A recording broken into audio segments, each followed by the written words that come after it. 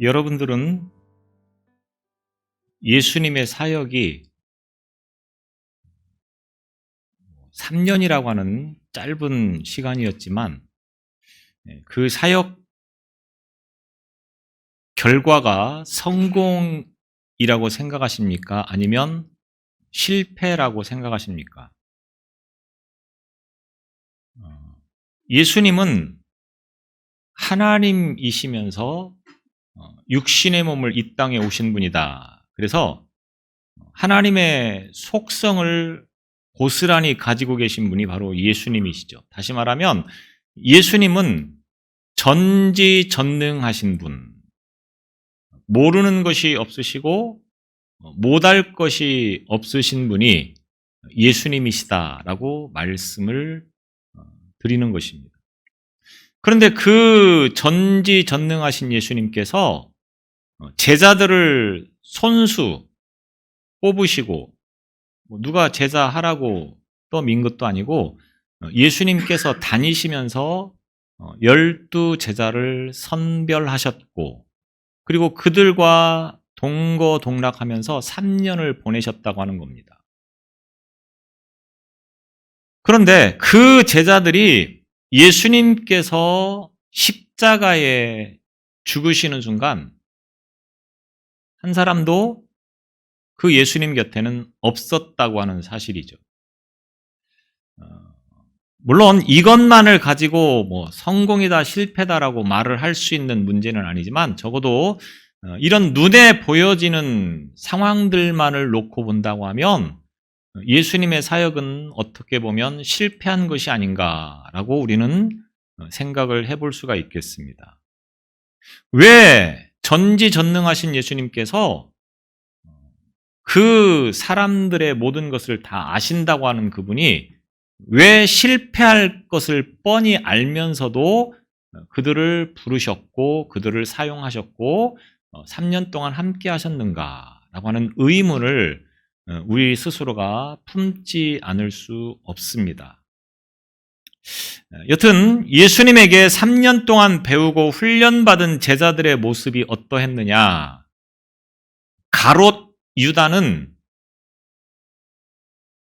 재정을 담당하면서 한편으로 보면 예수님에게 가장 신임을 받았던 제자라고 표현을 해도 틀린 말이 아닌 그 가롯 유다는 예수님을 은 30에 팔아버리는 있을 수 없는 일을 저지르는 제자가 되었습니다. 그리고 결국에는 자살로 그의 생을 마감하는 것을 성경은 기록하고 있습니다. 또 12 제자 가운데서 수제자라고 불리우던 베드로는 어땠습니까? 베드로는 갈릴리 호수에서 고기를 잡고 하루하루를 살아가는 어부였었습니다. 어느 날 밤새 그물을 던지며 수고를 했는데 한 마리의 고기도 잡지 못한 채 새벽이 밝아오면서 이제 그물을 정리하고 있을 때 예수님께서 그 자리에 나타나시게 되어집니다. 그리고 그 예수님을 따르는 많은 무리들에게 그 앞에 모여있는 사람들에게 예수님께서 이 시몬의 배에 오르셔서 그들을 가르치셨다고 하는 것입니다. 물론 베드로도 아마 예수님의 말씀에 경청을 하고 있었을 것입니다.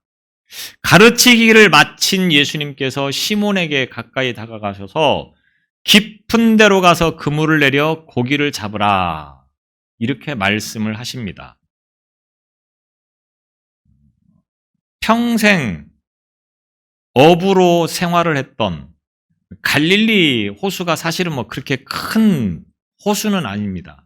호수이기 때문에 물론 호수치고는 상당히 크다고 볼 수 있기는 하겠지만 그렇게 여기저기 다니면서 그물질을 하기에 충분한 그런 공간이었다고 하는 거죠. 그곳에서 밤새도록 그물질을 했는데 어딘들 안 가봤겠습니까? 아마 여기저기 다 그물을 던질 만한 곳은 다 던져보았을 겁니다. 그런데 한 마리도 잡지 못했는데 예수님께서 그물을 깊은 데로 가서 던져보아라. 전문가인 어부 앞에서 목수인 예수가 지금 어떻게 보면 말도 안 되는 이야기를 하고 있다고 하는 겁니다.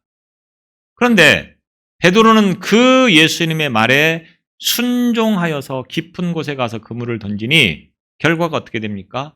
그물이 찢어질 만큼 많은 고기를 잡았다라고 성경은 증언하고 있습니다. 인생에 지치고 허무함을 느끼며 그물을 정리하고 있는 베드로에게 예수님께서 오셔서 놀랍고 위대한 일을 보여주신 것입니다.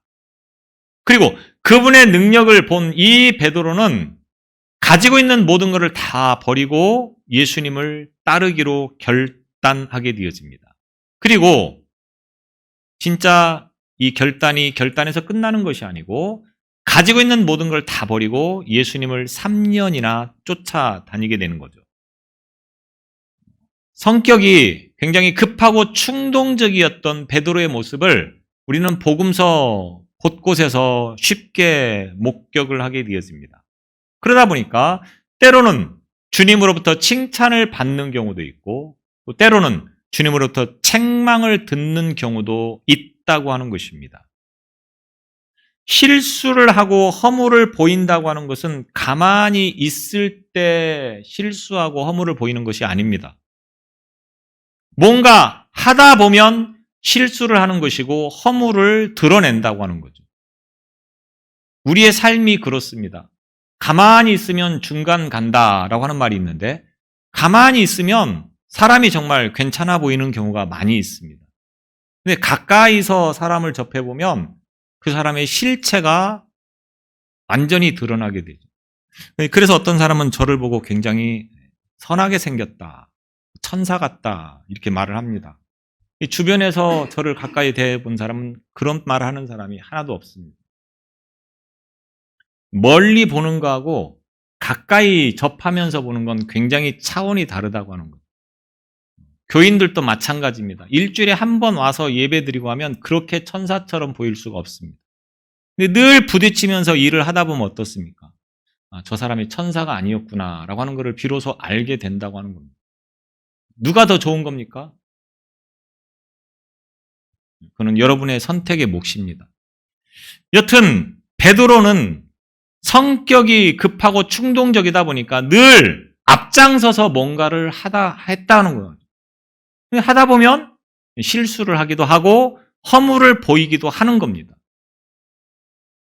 그런 베드로가 되겠습니까? 아니면 아무것도 안 하고 멀찍이 서서 구경만 하는 그런 성도의 삶을 사시겠습니까?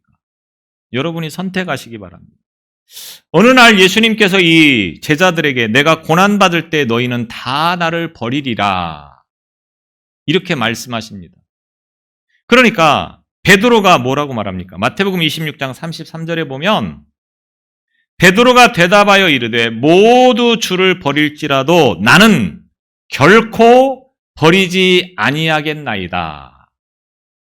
다른 제자들은 다 버리고 주님을 떠나갈지라도 나는 주님 곁을 지키면서 주님과 함께 하겠습니다.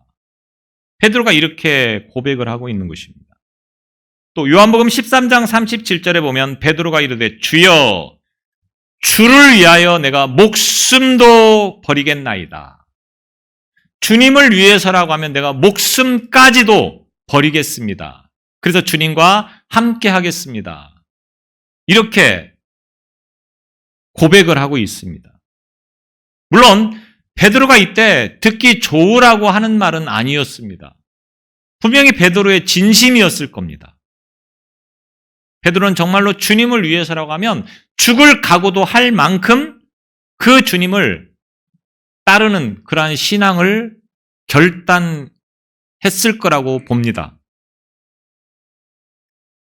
근데 예수님께서 그렇게 대답하는 베드로를 향하여서 말이라도 참 고맙다. 네가 정말 그렇게 말한 것처럼 해주기를 기대한다. 그렇게 해줄 것이라고 난 기대한다. 너는 정말로 다른 제자보다 참 좋은 제자구나. 이렇게 따뜻하게 말씀을 해주시면 얼마나 좋겠습니까? 예수님이 뭐라고 말합니까? 찬물을 끼얹는 그런 말씀을 하시죠. 오늘 닭 울기 전에 네가 3번 나를 모른다고 부인할 것이다. 닭 울기 전에 3번 나를 모른다고 부인할 것이다. 그리고 그날 밤 대제사장과 또 성전의 경비병들이 예수님을 잡으러 왔고, 그래서 예수님은 이 성전 경비병들에게 끌려가게 되었습니다. 그때 베드로는 눈치를 보면서 마치 예수님과 아무 관계가 없는 사람처럼 멀찍이 떨어져서 그 주님의 끌려가는 현장을 쫓아갔다라고 성경은 기록하고 있습니다. 다른 제자들은 이미 이 순간 다 도망쳐버리고 한 사람도 남아있지 않고 다만 베드로만이 멀찍이서 이 예수님을 쫓아갔다라고 성경은 기록하고 있다고 하는 겁니다. 예수님께서 재판을 받으시는 그 현장에서 베드로는 숯불 앞에서 불을 쬐고 있는데 한 여자아이가 이 사람도, 그러니까 베드로도 저 예수와 함께 다녔던 사람이라고 그렇게 말을 합니다. 그러니까 베드로가 뭐라고 말합니까? 나는 저 사람을 모른다. 그리고 마태복음 26장 72절에 보면 베드로가 맹세하고 또 부인하여 이르되 나는 그 사람을 알지 못하노라. 그리고 74절에 보면 그가 저주하며 맹세하여 이르되 나는 그 사람을 알지 못하노라 하니 곧 닭이 울더라. 모른다고 부인한 정도가 아니고 저주까지 하면서 맹세를 했다고 하는 겁니다. 나는 절대로 저 사람을 모르는 사람이다. 이게 베드로의 실체였었습니다. 놀랍게도 예수님께서는 이 장면을 미리 보고 계셨던 거죠. 심지어는 닭이 우는 것까지도 예수님은 알고 계셨다고 하는 것입니다. 예수님은 모르는 것이 없으신 분입니다. 베드로가 3번 부인할 것도 알고 계셨고 닭이 어느 때 울 것인가도 알고 있었다라고 하는 겁니다. 물론 닭은 시도 때도 없이 우는 것이기는 하지만 예수님은 닭이 우는 것까지도 정확하게 알고 계시면서 이렇게 말씀을 하신 것입니다. 또 우리가 이 장면을 냉정하게 한번 따져보시기 바랍니다. 베드로가 예수님을 부인하고 저주를 한 것은 씻지 못할 과오인 것은 분명히 사실입니다. 그런데 베드로가 왜 이런 과오를 남기게 되어집니까? 비록 두려워서 멀찍이 떨어지기는 했지만 예수님을 따라갔기 때문에 생기는 문제였다라고 하는 겁니다. 다른 제자들은 다 도망쳐버렸기 때문에 이런 일을 경험할 시간적인, 상황적인 일들이 일어나지 않았지만 베드로만이 이 예수님을 멀찍이서나마 쫓아갔기 때문에 이런 문제가 생겼다라고 하는 겁니다. 자기 신상에 문제가 생길까봐 겁이 나서 도망쳐버린 다른 제자들과는 분명히 달랐다고 하는 거죠. 앞서 말씀을 드렸듯이 문제가 생기는 것은 항상 뭔가 언저리에 있기 때문에 문제가 생기는 것입니다. 유혹이나 시험이 어떤 사람에게 생기는 것입니까? 도망쳐버린 사람에게는 유혹이나 시험이 들 일이 없습니다. 여러분이 어떤 문제와 어떤 고난 앞에 있습니까? 도망쳐버린 사람에게는 고난이 주어질 이유가 하나도 없습니다. 마귀가 도망쳐버린 사람을 붙잡고 굳이 유혹하고 시험할 필요가 없는 거죠. 그 사람은 이미 예수의 사람이 아닌데 굳이 마귀가 그를 붙잡을 이유가 없다고 하는 겁니다. 바꿔 말하면 내가 유혹을 당하고 시험을 당한다? 이것은 무엇을 의미하는 것입니까? 아직도 내가 예수님의 주변에서 맴돌고 있는 신앙이다 라고 하는 것입니다. 여러분은 어떻습니까? 나에게는 아무런 유혹도 아무런 시험도 없습니까? 그래서 너무 좋습니까? 한번 점검해 보시기 바랍니다. 반대로 나에게는 너무나도 많은 시험이 주어지고 있습니다. 나에게는 너무 많은 유혹들이 있습니다.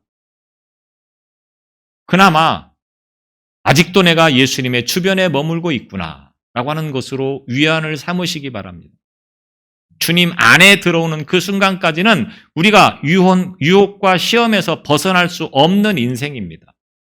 베드로가 유혹을 당하고 시험을 당한 이유, 비록 과오이기는 하지만 그래도 예수님을 멀찍이 쫓아갔기 때문에 생긴 문제였다라고 하는 것입니다. 여튼 예수님의 12 제자들을 보면 예수님께서 십자가에서 죽으시는 그 순간에 가룟 유다처럼 배신을 하는 자가 있었고, 베드로처럼 주님을 부인하고 저주를 한 자가 있었고, 아예 도망쳐버린 제자도 있었고, 12명 중에 하나도 예수님 곁에 남아있는 사람이 없었다라고 하는 것입니다.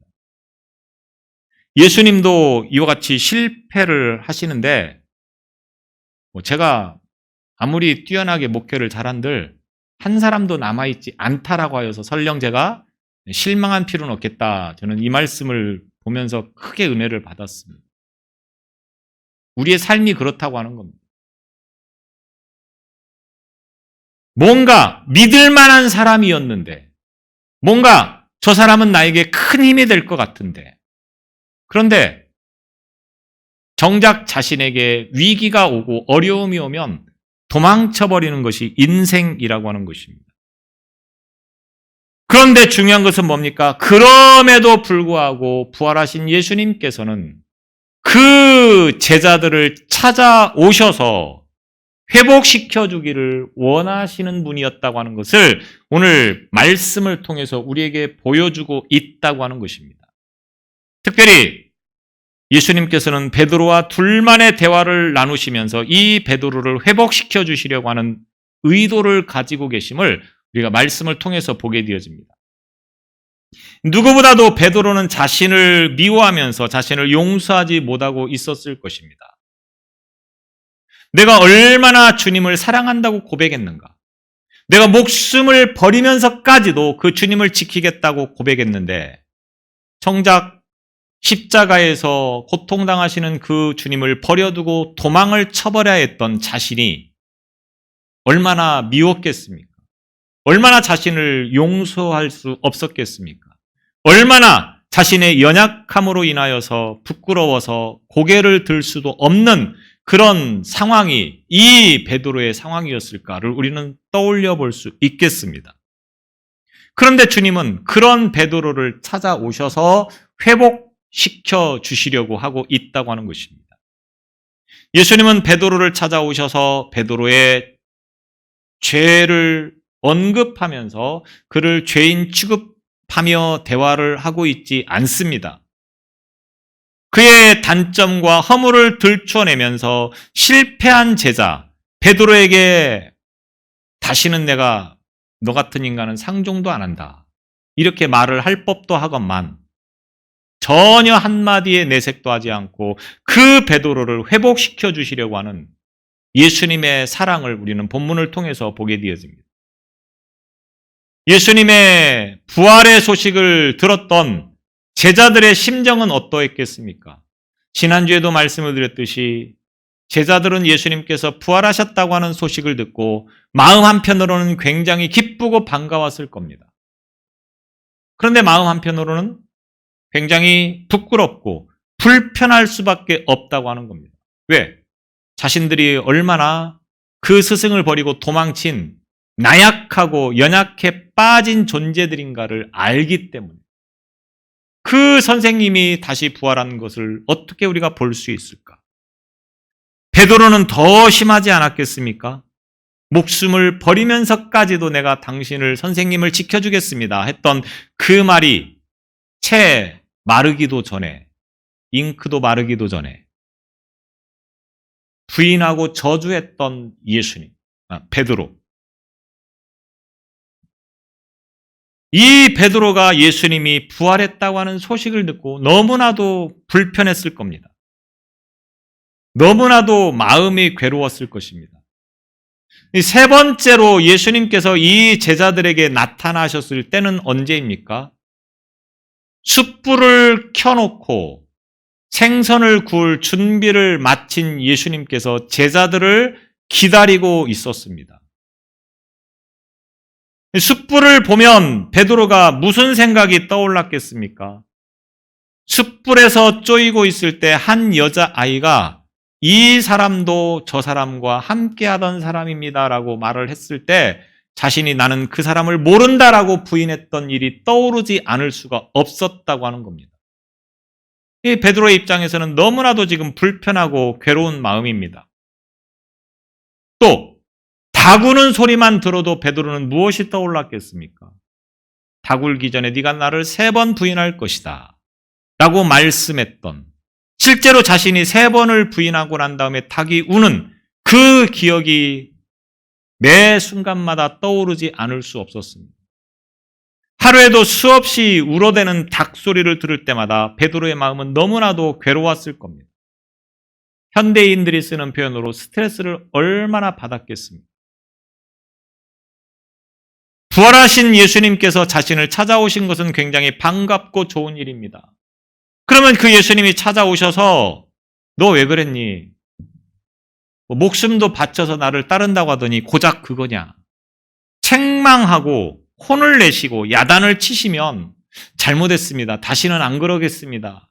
라고 문제를 해결할 법도 한데 단 한마디도 예수님은 그런 말씀을 언급하고 있지 않다라고 하는 겁니다. 그러니 마음이 점점 더 불안해지지 않겠습니까? 사람이 죄를 짓고 잘못을 하면 눈치를 보게 됩니다.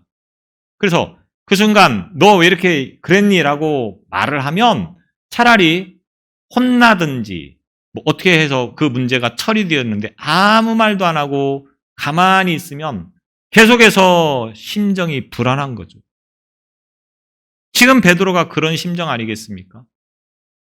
차라리 혼을 내시고 차라리 야단을 치시면 그 이후로부터는 뭔가 문제가 해결된 듯 시원한 모습으로 주님을 배울 수 있을 터인데 한마디도 안 하시면서 계속해서 부활하신 예수님께서 이 베드로 앞을 나타나시는 겁니다.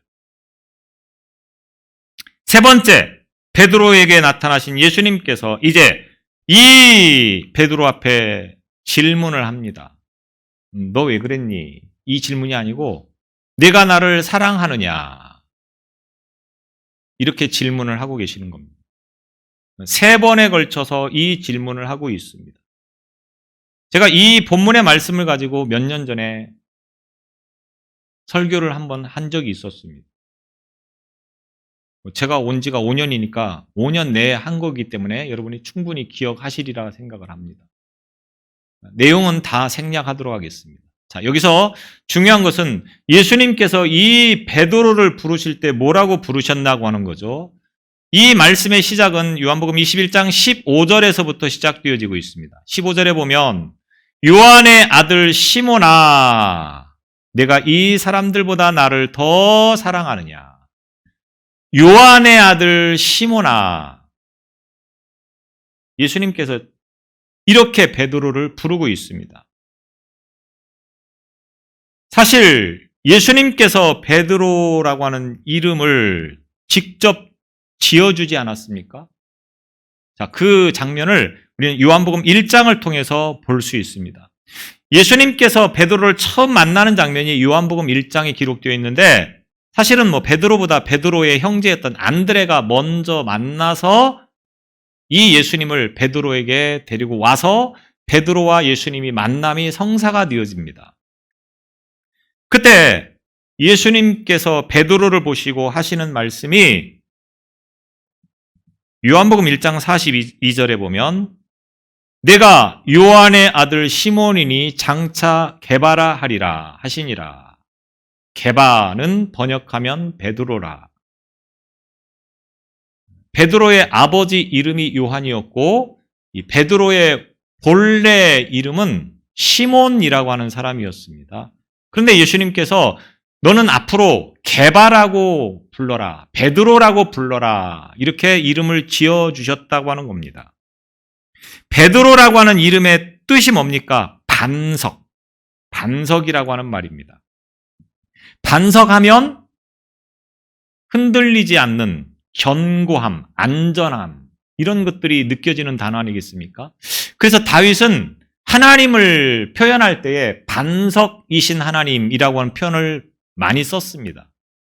요한복음 시편 18편 2절에 보면 나의 힘이 되신 여호와여 내가 주를 사랑하나이다. 여호와는 나의 반석이시요 나의 요새시요.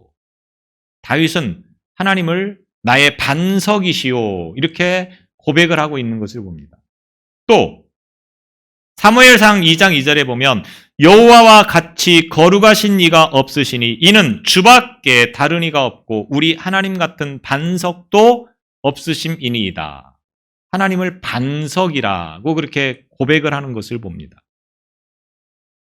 늘 한결같이 언제나 견고하고 안정감 있는 그러한 것들을 표현할 때 우리는 반석이다 이렇게 표현하는데 베드로의 성격이 어떻습니까? 혈기도 많고 성격도 급하고 매우 충동적이고 그런 베드로를 그런 시몬을 가르쳐서 베드로다 이렇게 이름을 지어주셨다고 하는 것이 과연 이름이 어울립니까?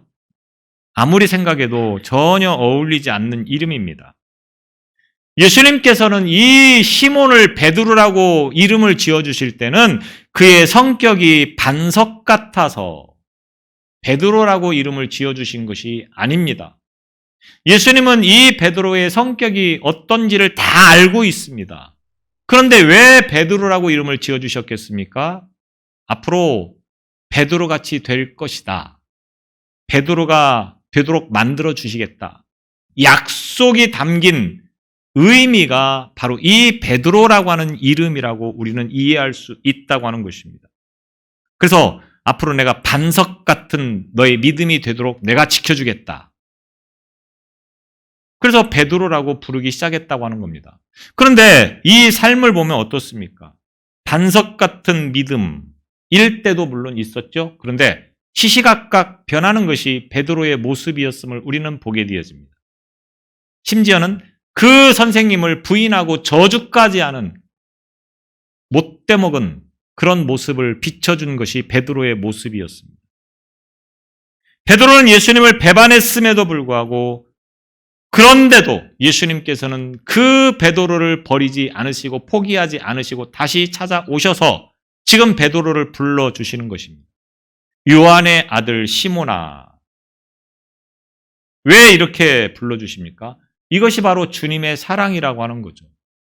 우리는 주님을 배신하고 주님을 버리고 주님을 포기하고 떠나가는 일들이 허다하지만 그럼에도 불구하고 주님께서는 오늘 우리를 포기하지 않으시고 버리지 않으시고 이렇게 찾아오셔서 다시금 회복시켜 주기를 원하시는 분이 바로 부활하신 주님이라고 하는 사실을 저와 여러분이 기억하시기를 바랍니다. 하나님은 사랑으로 책임져 주시겠다고 약속하신 그 사람에게는 절대로 변함없이 지켜주시는 하나님이신 것을 저와 여러분이 기억하시기를 바랍니다. 실패해서 지친 베드로, 낙심해서 힘을 잃고 있는 이 베드로를 치유하시는 주님. 베드로가 얼마나 자신감에 차 있었습니까? 그것은 자신의 연약함을 모르기 때문에 생기는 문제입니다. 사람이 자신 있게 살아간다고 하는 것은 자신이 얼마나 미약하고 연약한 존재인지를 모를 때 가능한 것입니다. 내가 참 연약하다, 내가 참 부족하다고 하는 것을 아는 사람이 과연 자신 있게 세상을 살아갈 수 있을까요?